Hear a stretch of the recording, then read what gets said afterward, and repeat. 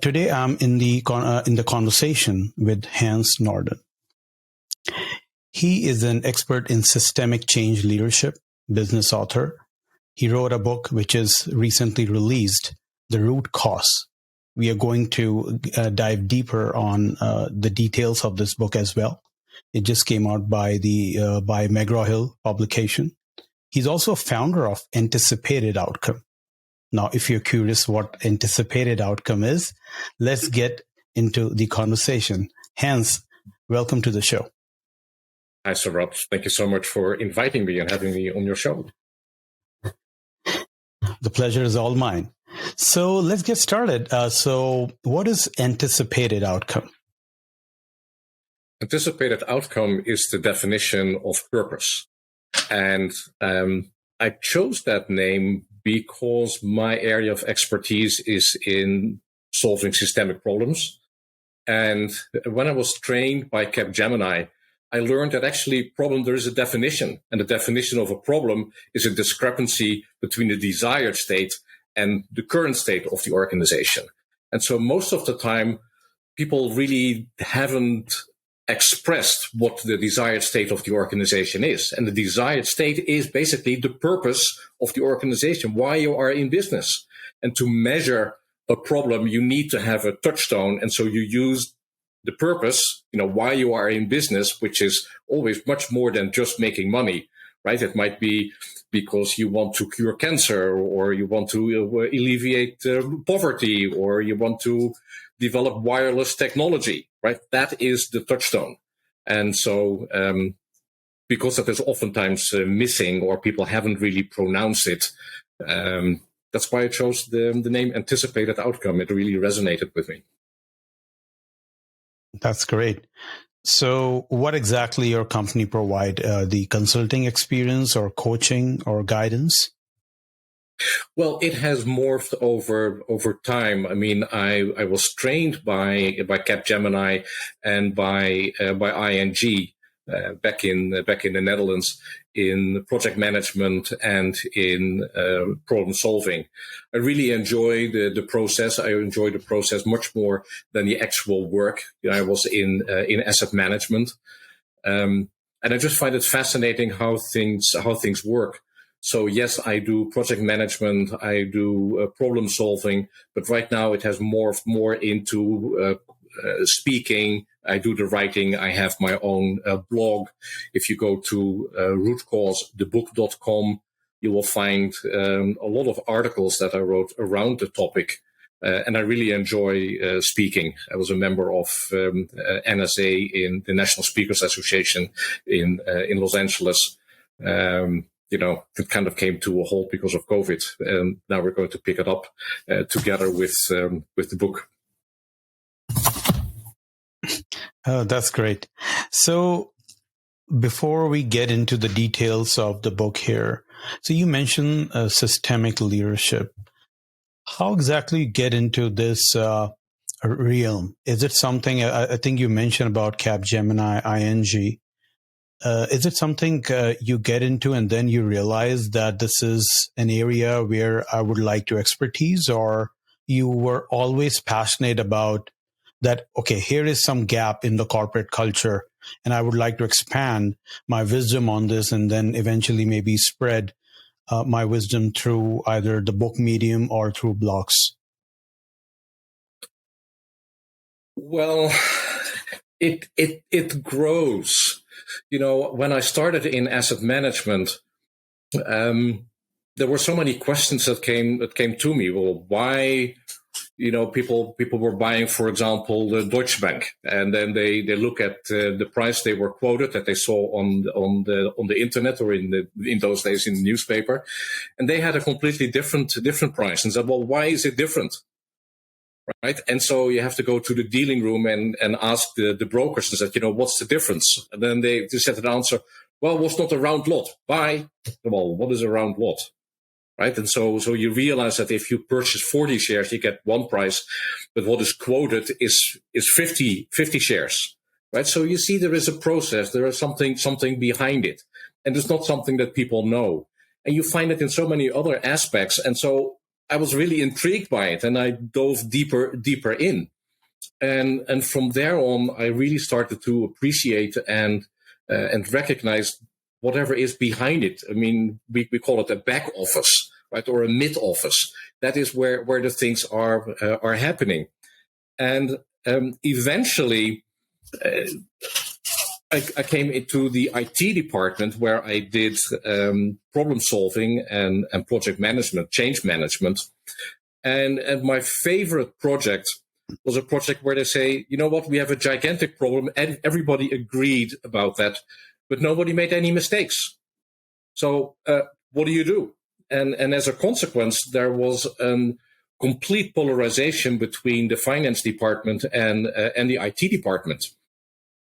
And so that's when you have to dive in, and you can see that finance, they were always catching the flack. Because when the monthly P&L, the profit and loss statement, was late, inaccurate, and incomplete, phone rang, executive board said, hey, come on up and explain, because they saw from month to month, they saw this sawtooth in the P&L. So, well, it kind of should be, more linear.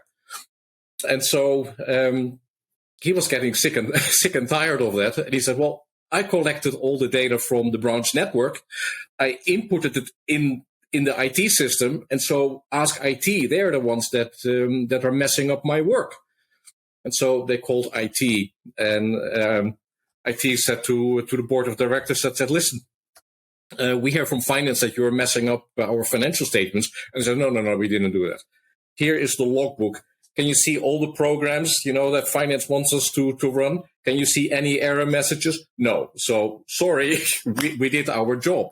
And so you can see, when they met each other in the hallway, they weren't even talking to each other, because there was this frustration, and they knew that it didn't work, that something was wrong, but both just did their job. And so then to delve into that, and really helping people, get pleasure back in their job, because the biggest challenge for the director of finance was the year-end transition. And so this has been the case for nearly 3 years, right? And so the thing with the P&L is that if you make a mistake in January, you can correct it in February, and so on. But if you make a mistake in December, you cannot correct it in January, because it's a new year. And so the director of finance had to be at the office for Christmas and New Year. And so, he was not looking forward to doing that again. He had a family. And so to be able to solve that and really figure out what is going on, and oftentimes what we see is that it is a small problem, but it has gigantic consequences. And of course, what you see, that nobody was lying. Oftentimes the first reaction that people have is that, oh, if you have a big problem and nobody takes responsibility for it, someone is fibbing. It's not the case. Yeah, I think you rightly mentioned that sometimes if you are in a silo, it looks like everything is working fine. But when you see from 10,000 feet above, you will see that, okay, the things are pretty haywire. So exactly, rightly said. So help us walk through that based on this experience, the interdepartmental confusions, communications, and then, as mentioned, that lack of accountability. How would you suggest, on a high level, in a nutshell, for people who are dealing with these issues, specifically around the executives, because they're dealing with so many departments underneath? What's your suggestion on those people? The first thing that people need to understand is that a business is a system. And that means it's a network of component parts and their interactions. The best way to understand that is when you take a look at an organizational chart, right? You see the regular rake with all the different departments, and you see they do work together.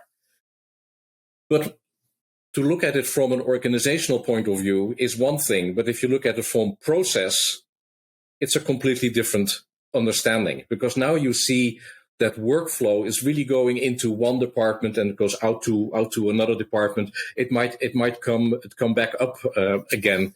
And so in the case of the production of the P&L department, just by mapping out the process, by just following the information, how it went from the old profit and loss statement to the new profit and loss statement.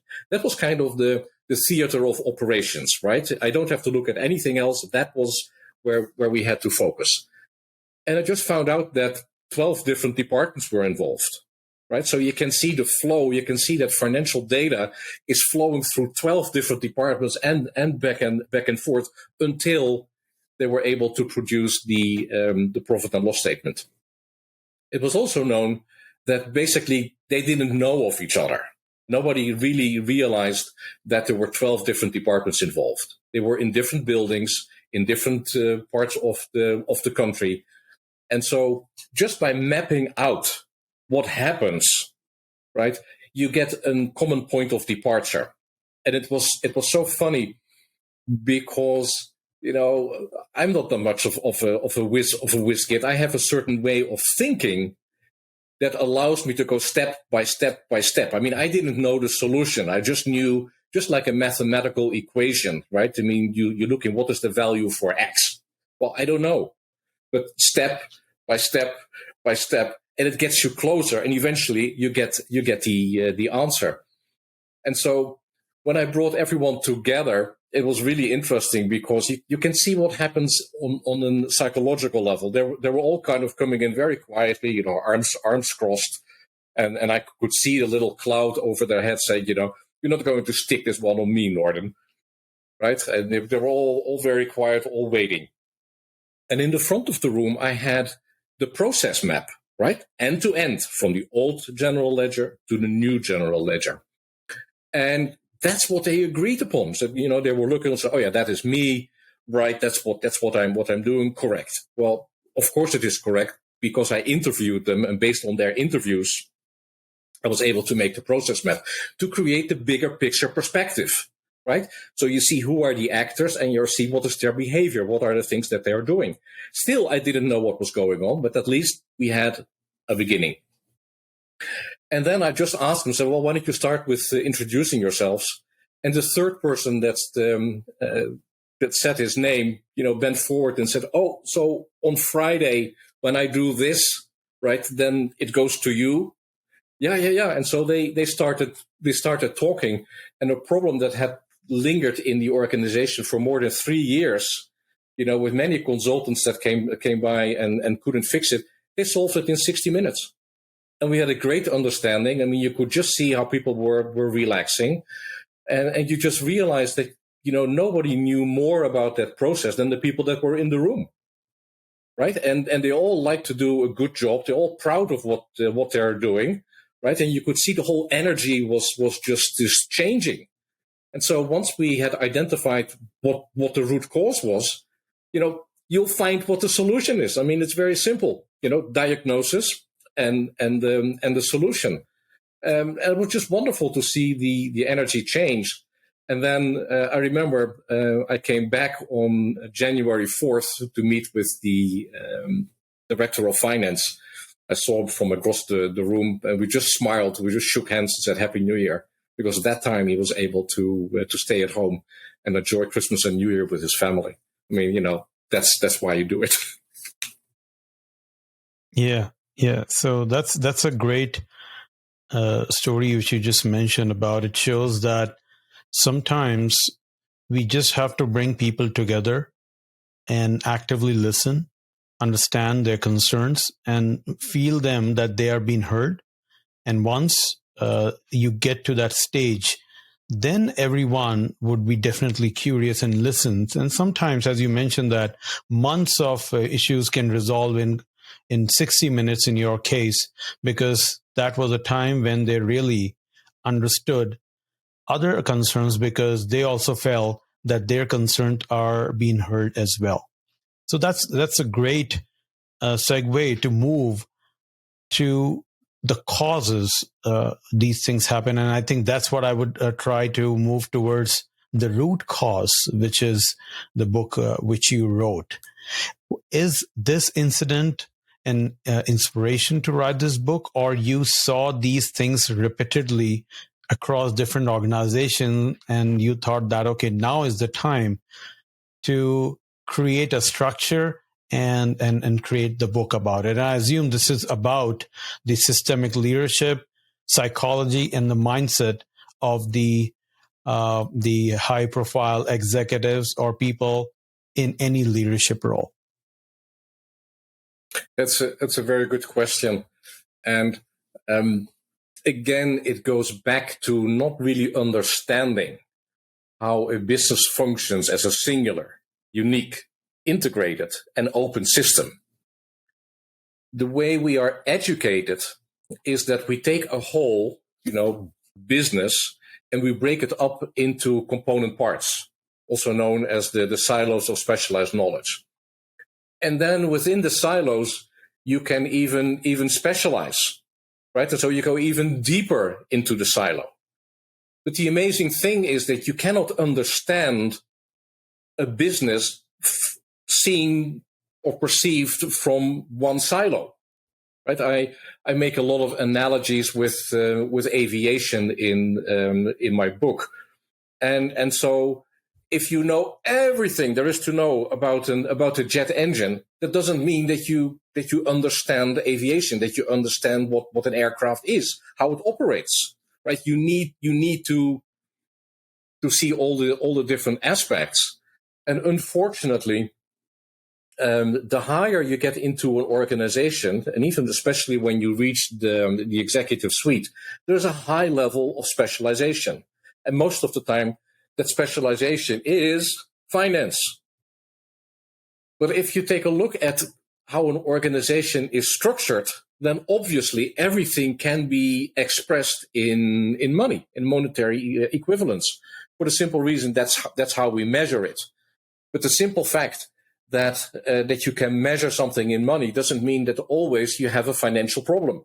Just like I explained in the case of producing the profit and loss statement, yes, you can measure it in financial loss because so many people were involved doing something and they weren't successful in solving it. So yeah, but that doesn't mean that you need a financial solution. You really need to look at the bigger picture. And basically, the answer was a different way of organizing work, which was very, very easy to do. So throughout my career, I have seen people struggle because they stick to a single silo. And another thing is that we are so programmed on making money.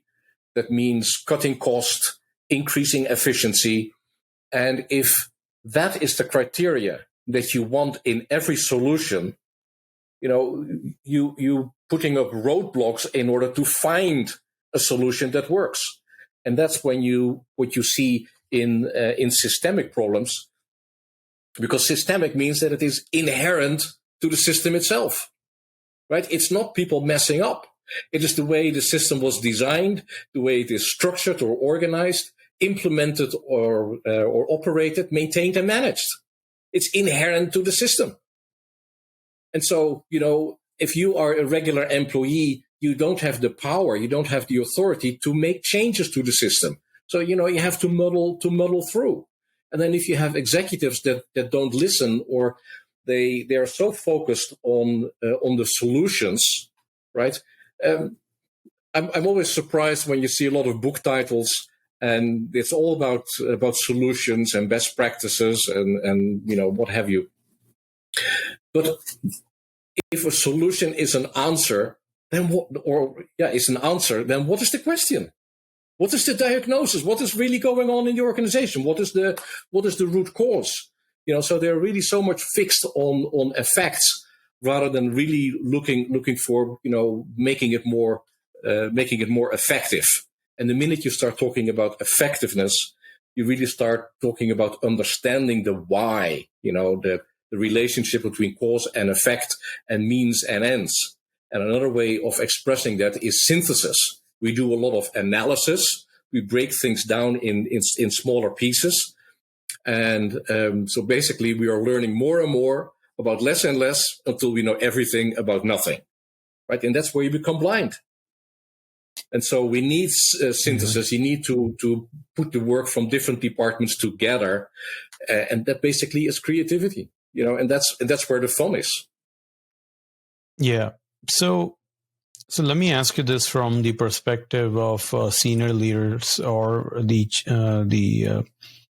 C level executive. So as you mentioned that being in a senior leadership, most of them, they are focused on the profits and more financial side of the house and get the results pretty much quickly without really resolving the root cause.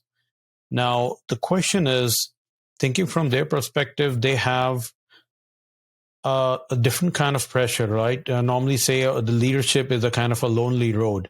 So if the thing works well, the success is being shared. But if something goes wrong, those people are the first one who would be, I would say, held responsible. So they have those kind of pressure as well. So what's your perspective that what would be the balancing act and with those particular executives? And also I would like to know that, is this you have covered in your book as well or not? Yeah, I have.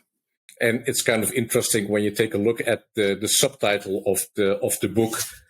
It is Rethink Your Approach to Solving Stubborn Enterprise-Wide Problems. I just explained what enterprise-wide means. It is systemic. It is inside the system, the way it is organized. And as long as you don't treat the system, right, it is stubborn. I mean, it is there to stay. I make the analogy with a bicycle, for example. If you have a flat tire, I mean, you can keep repairing the inner tube, but if there is a nail in the outer tire, right, then you will keep having problems until you fix that. And the amazing thing is that the only people, or the people with the ultimate authority and therefore responsibility for changing the system, are the executives, right? Because the minute you go lower in an organization and you start looking on a horizontal level, then all of a sudden what you see is that there's a conflict of interest between different department heads, right? I mean, I can, for example, if we are department heads and we are on the same hierarchical level, I can say, hey, I can save some money. I'm going to standardize my operations and standardize my products. But you are in sales, and your clients really enjoy how you are hands-on and you can make changes to their requirements. So what I save with standardization is something that you have to deal with, right? So you see there's a conflict of interest. So you have to escalate to a higher level. And so you need to go higher in the organization. Oftentimes you come to the executive level. And another thing is that, like I said, oftentimes they cannot solve the problem because they are so focused on growth. So every solution that they find acceptable has to cut cost or increase revenue. It has to be on a short-term level. But if that's not the root cause, right, it can be a consequence of what you do. And I make the analogy, so you see the discrepancy between growth and development. And if you go to Formula One racing or NASCAR racing or whatever, I mean, what is it that they're focusing on? They're focusing on developing their vehicle, because they realize that the more dependent the vehicle is, the faster it can go, and you name it. That's where the emphasis is. And by developing, they can grow their results. They can grow their winnings in races, and eventually they can win the championship. But for whatever reason, in business, it's always about growth. But if you cannot deliver, if you have something in your development, that is rattling the systemic problems, you're not going to make more money. You come to a level where you plateau. So let me ask you this. So As you mentioned that growth, people are very focused, but at the same time, if I try to think from the core business perspective, business is focused on growth and providing profits to the shareholders and all. So for example, in this case, if you are running an organization, what would be the ideal state based on the root cause analysis which you refer to looks like how would, maybe in a couple of points, how would you run a company in order to make sure that it takes care of the growth and profit margins as well, but at the same time, it keeps a check of those well-oiled systems in place so that there will be less back and forth and less conflict of interest? Well, that is developing the machinery. I mean, when I speak about a business, I call it a system. Another word for a system is a vehicle, right? And so, first of all, you need to have the right vehicle for the job. I mean, that's sometimes what we see. The minute you start building a business, right? You're an entrepreneur. You're bootstrapping. You really have a goal. You know what you want to do, and so you create the system that can do it. Form follows function. But then all of a sudden, especially when you start growing, perhaps when you have venture capital money, when you think of going public, then all of a sudden you see there's a lot of emphasis on making money. And that means that all of a sudden the purpose of the organization kind of changes, right? And so you see that there is a mismatch between the current state, the way the organization is structured, and what you want it to do. So there is friction, right? And another thing is oftentimes in the book you will see a referral to Edward Deming. Incredible person, American. He is basically behind the success of Toyota. And it's a different way of looking at how to structure an organization. And you realize when you increase the quality of your production process, you have less waste, less rework. People have more fun. You can give them pride of workmanship. If they have pride of workmanship, they are more engaged in what they're doing. Fewer mistakes. They might go the extra mile, and that is where your profits are, right? And then when the product is of a higher quality, right? That means that it is more capable of doing the jobs that buyers and users expect from it. Right, so that means that they are, you become their obvious choice supplier. They don't want to go to anybody else because you can do it. You will satisfy the needs that they have, and so that's another saving in money because now you don't have to advertise or market to them, and they will start talking about your business, and that's another way of making money, but you make money by developing your system. And if I may, a long time ago, I was a speaker at Edward Deming conference in New York, and there was a presentation by people from FedEx, and they were using Deming's methodology by measuring, this using statistics.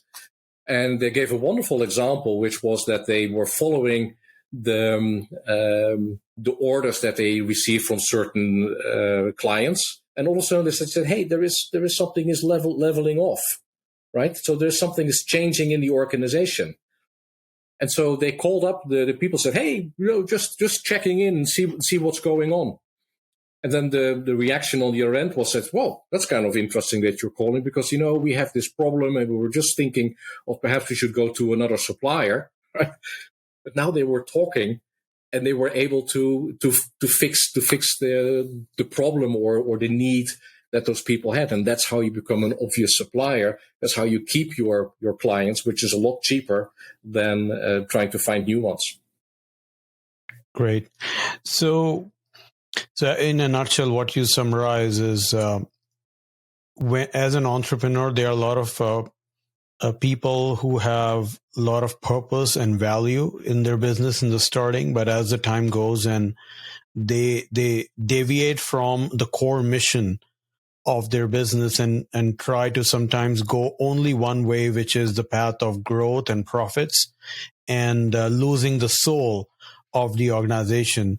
So in that case, they really have to make sure that while they are growing, they also optimize their systems at the same time to ensure that their core mission, the way how the business works, and at the same time it balances out with the growth of the business in terms of the profit and loss. That being said, let's get into the last section about the book itself. So the viewers and listeners who are here, what is the value they get out of reading this book from end to end? Well, the reason I wrote it is that there is such an emphasis on doing. And through my own career, my own experience, I realized that it is more a way of thinking. And why do I say that? Is because when people start and you are successful, then everything is great. I mean, there's nothing to learn. Apparently, you're doing everything right. The only thing that you can do is try to become more successful, so you're doing more of the same. And that's something I see in a lot of the leadership books. They start with, you are already successful, but hey, if you want to be more successful, you can do these things. And so I want to focus on people that are not yet successful. And so that means that the reason for them that they are looking for doing something else, doing something differently, is that they experience negative effects, right? And so rather than trying to address the effects with all the solutions that are out there, you go to LinkedIn, you go online, you go to so many shows, right? It's not about solving the effect, right? It's not just because your arm is bleeding that now I need a Band-Aid. What the heck have you been doing? Right? Perhaps you should wear gloves, or perhaps your work environment is unsafe. So rather than going for the how-to or what to do, you really need to go to why. What is going on? Getting a better understanding. And one of the seminars that I organize is focused around the things that we actually already know. We are pretty smart. But it's just that we have to bring all that knowledge that we already have. We have to integrate that, and that's how the book is structured. I created my own methodology. It is called business mechanics, and basically it is 3 circles that are overlapping, where you see you have the vehicle, you have the destination, and you have the vehicle, destination, and the journey. And where they overlap, that's where you have what I call business governance. And that's the role of the executive, where you have to match the needs of the vehicle with the destination and with the journey. And you can see if you change your journey, then you probably have to change something to your vehicle. And if you change something to your destination, well, all of a sudden the vehicle might not be the correct thing. So you really see how those things are interconnected, and you have to be aware of that. And with the knowledge that you already have from the different silos, you can really create a better organization. And then that is part 2 of the book. And I realized it's kind of, you're a little bit overweight, and someone said, you have to lose weight. Well, nobody says, well, that's a great idea. Right, I'm cutting out sugar, I'm cutting out carbs. No, there must be a reason. What's in it for me? Why would I do it? Right, so now you start talking about lifestyle. And I was thinking the same thing. I cannot just tell people to just use my model business mechanics. And so that's why I wrote the first part, which is about a CEO effectiveness. What is it for the CEO? Well, if you want to be successful in your job, if you want to create tenure, then you should be able to solve systemic problems. Because like I explained, in the end, people are looking at you and said, okay, CEO, what are you going to do about this? Right? The example in the beginning, they were looking at finance, and finance was looking at the executive board, said, help me, do something. I am doing everything I can do, but I need more. Right? And so that's where you see the connection between the two parts, and the main connection that you will read in chapter 4 is based on Joseph Campbell's book, The Hero with 1,000 Faces. So when you go to business school, or when you go to basically any study, academic study, we are so much focusing on economic principles, right?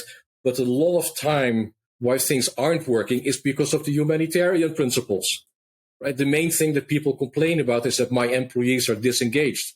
They're treating their job as just a paycheck, right? We're talking about the war for talent. I mean, they're looking for another employer. So there is something, that employees aren't getting, right? And so it is the task of the CEO to marry them. And I cannot prescribe how you do that, right? But that is, every business is different. Every location is different. And that's where the creativity comes in, because, well, how am I going to do it? How am I going to hold on to my employees? But if you're going to say, my employees are my biggest assets, and the minute the market goes down a little bit, and you're fired.